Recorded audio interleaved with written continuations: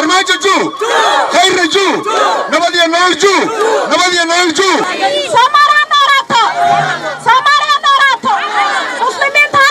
رقصدان بش اللبوي توانات اللبوي كونيس ديجي توانكي وحاسد بحد حرق قحوتيغا لداب كردعي بنان بحنا وداد ولغو تاغيريو دولة فدرالك الصومالية بنان بحني ايا وحا كسو قيب قلين بقلال شعب وقحوتيا اسلامركاسن اي كتاغيريين دولة بلشدان ايا وحيوتين تباري اي كحريهين عطباهيال الكردقة دفكان ايا اها نبد ايونولول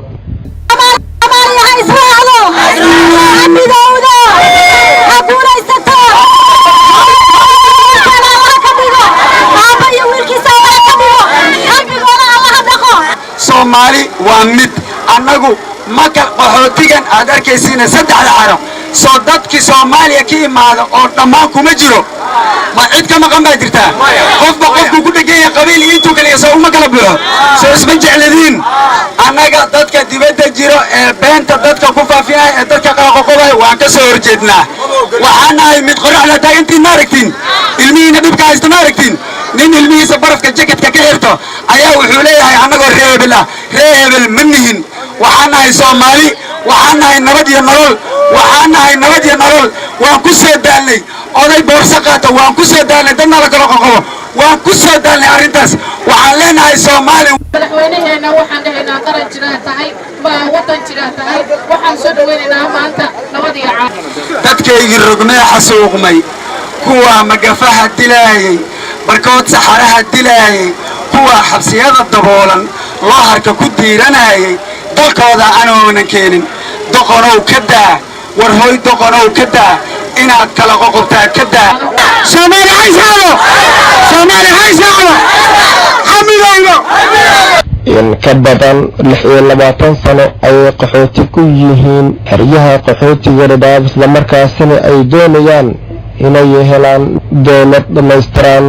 مدن مدحوينا محمد عبد الله فرماجو يا حسن علي خير dadka qorraxda tuman waa wadaniyiin hadaladiina bay ku soo kaceen waa dad wadaniyiin wadnahaadu wuxuu quutaa hadalladaad ku dhaheyseen hadaladiina oo ah wadaniga maalinka la dhiirigeliyo ayaad arki doontiin waxaad maanta dhiirigeliseen wadaniyiin ilaa iyo 3 maalin arinta waan ka shaqeynayna annaga isxilqaanay annagoo dhalinyaro ah dal iyo dibadba waxaan taageersanaa dawladdanada waxaan diidanahay cid kasta oo Soomaali kala qoqolayso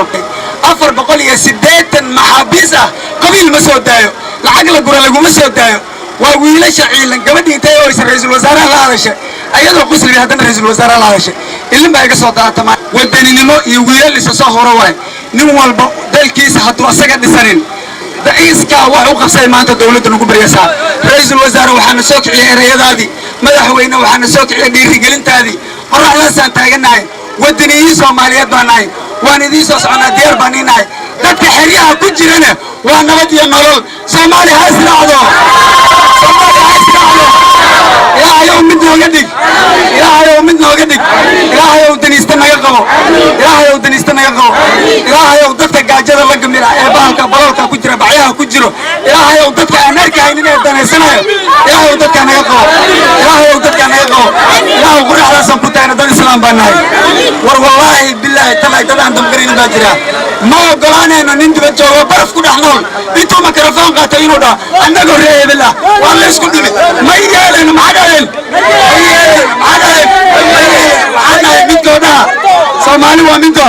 Soomaali ha noolaato si kastaba ha ah waa markii ugu horeysay banaanbax lagu taageerayo dawladda federaalka Soomaaliya isla markaasina u dhigiisa yahay nabad iyo nolol lagu qabto xeryaha qaxootiga dhadhaab xasan kaafi badacas 24 xeryaha qaxootiga dhadhaab